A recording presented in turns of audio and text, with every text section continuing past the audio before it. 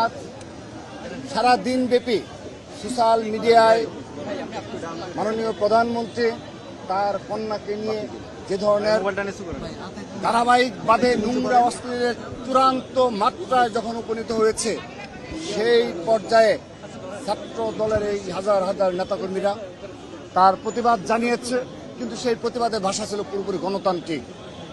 আজ এই বিক্ষোভ মিছিল পরবর্তী সমাবেশে উপস্থিত রয়েছেন ঢাকা বিশ্ববিদ্যালয় ছাত্র দলের বিপ্লবী সভাপতি গণেশচন্দ্র রায় সাহস, সংগ্রামী সাধারণ সম্পাদক নাহিদুজ্জামান শিপন সহ ঢাকা বিশ্ববিদ্যালয়ের সকল পর্যায়ে নেতৃবৃন্দ, ছাত্রদল কেন্দ্রীয় সংসদের বিপ্লবী সহসভাপতি যুগ্ম সাধারণ সম্পাদক বৃন্দ সহ হল পর্যায়ে নেতৃবৃন্দ সবাইকে অনেক ধন্যবাদ ও কৃতজ্ঞতা জানাচ্ছি যে আজ অত্যন্ত সহনশীল পরিবেশে গণতান্ত্রিক ভাষায় আপনারা প্রতিবাদ জানিয়েছেন।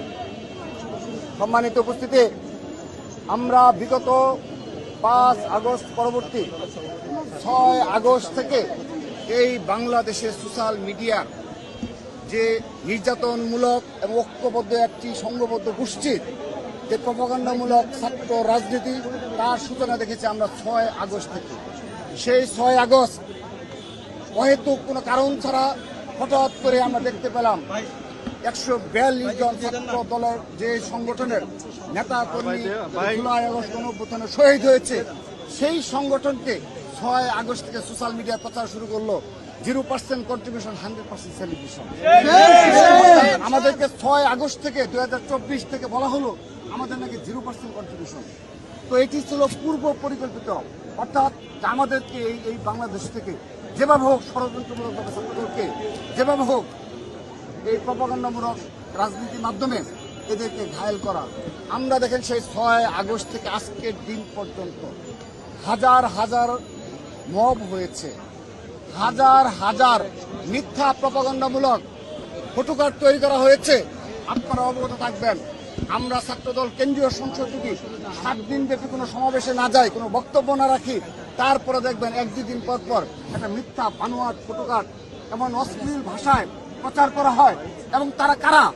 যারা এভাবে সারা দেশব্যাপী ঐক্যবদ্ধভাবে, এবং আমি আবারও বলছি, বুয়েট, ঢাকা বিশ্ববিদ্যালয় সহ সকল শিক্ষা প্রতিষ্ঠানের যে সোশ্যাল মিডিয়া গ্রুপ রয়েছে, সেখানে এই ধরনের বানোয়াট ফটোকার্ড অব্যাহতভাবে প্রচার করা হচ্ছে।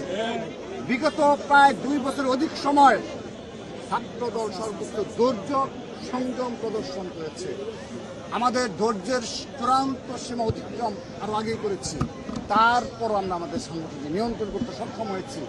আপনারা দেখবেন, আমরা বারবার ছাত্র দলের পক্ষ থেকে দুটো বিষয়ে ছাত্র শিবিরের প্রতি অনুরোধ জানিয়েছি, বিনীতভাবে নিবেদন জানিয়েছি যে আপনাদের গুপ্ত রাজনীতি কোথাও চলবে না, এই গুপ্ত রাজনীতি মেনে নেওয়া হবে না।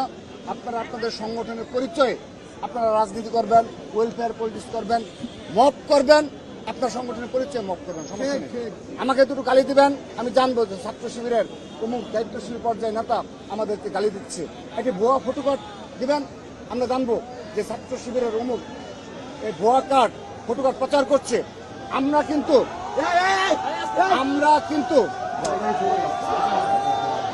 কিন্তু সেগুলো বলতে পারবো যে এই ধরনের ভুয়া ফটোকার্ড ছাত্র শিবির প্রচার করছে, এবং আমরা সেগুলো তাদের দায়িত্বশীল যারা রয়েছে তাদেরকে দিতে পারবো যে আপনার ছাত্র শিবিরের এই পর্যায়ে নেতৃবৃন্দ এই অপকর্ম করছে।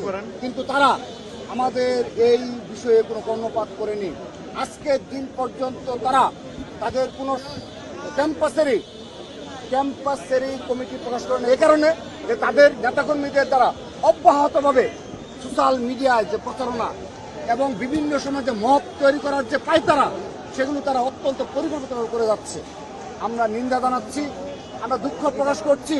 দয়া করে আপনারা এই রাজনীতিতে বের হয়ে আসুন। 5 আগস্ট পরবর্তী বাস্তবতায় আপনারা যে ভাষায়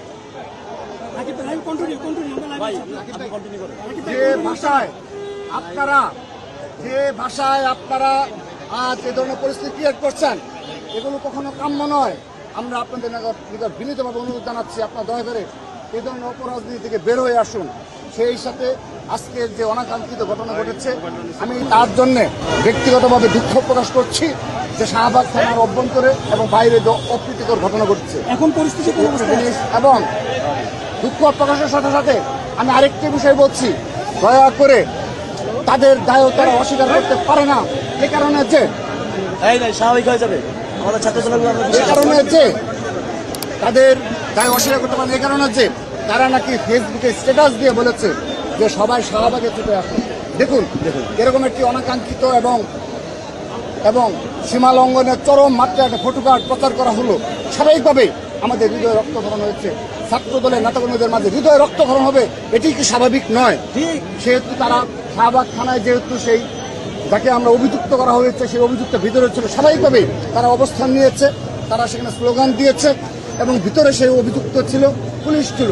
কিন্তু দেখেন অত্যন্ত পরিতাপের বিষয়, আর যারা আহত হয়েছে তারা সোশ্যাল মিডিয়ায় স্ট্যাটাস দিয়ে তারা সেখানে গিয়েছে এবং ওই আগের মতোই একটা মব ক্রিয়েট করার জন্য তারা চেষ্টা চালিয়েছে। আমরা তাদেরকেও বিনীতভাবে অনুরোধ করছি, দয়া করে এই ধরনের মব ক্রিয়েট করার যে পরিস্থিতিগুলো থাকে আপনি এড়িয়ে চলুন। দয়া করে রিকোয়েস্ট করছি আপনাদের, কেন সে সময় আপনাদের সাথে তো আমাদের যোগাযোগ রয়েছে, আপনারা তো বিভিন্ন সময় আমাদেরকে ফোন দিয়ে আজকেও আপনারা বিভিন্ন পর্যায়ে শিবির এবং তার সাথে যারা রয়েছে আমাদের সাথে যোগাযোগ করে পরিস্থিতি নিয়ন্ত্রণের জন্য আহ্বান জানিয়েছে। তারা অতি উৎসাহী হয়ে মাত্র 4 থেকে 5 জনকে এই ধরনের একটা মবের পরিস্থিতি ক্রিয়েট করলো। আমি তাদের প্রতি অনুরোধ জানাচ্ছি, দয়া করে এই ধরনের রাজনীতি থেকে আমরা বের হয়ে আসবো। এবং আমি আবারও দুঃখ প্রকাশ করছি এবং সাংবাদিকরাও যারা সামান্য অনাকাঙ্ক্ষিত পরিস্থিতি হয়েছে তাদের বিষয়েও আমরা পরবর্তী পদক্ষেপ নেব, সেই ধন্যবাদ জানিয়ে সবাইকে বিদায় নিচ্ছি।